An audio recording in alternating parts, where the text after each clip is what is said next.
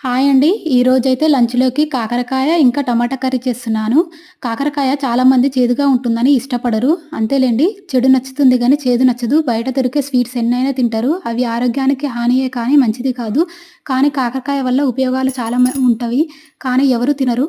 ముందుగా ఒక ప్యాన్‌లోకి 2 table spoon వరకు ఆయిల్ వేసి, అందులోకి జీలకర్ర, పచ్చిమిర్చి, ఆనియన్స్ వేసి అవి కాస్త ఎర్రగా అయ్యాక కాకరకాయలు వేసుకున్నాను. కాకరకాయ వేసిన వెంటనే కొంచెం సాల్ట్ ఇంకా పసుపు వేసి కలుపుకున్నాను. ఇది పచ్చి వాసన పోయేంత వరకు కలుపుకోవాలి. ఇది నా ఫ్రెండ్స్ అయితే నాకు గిఫ్ట్‌గా ఇచ్చారు.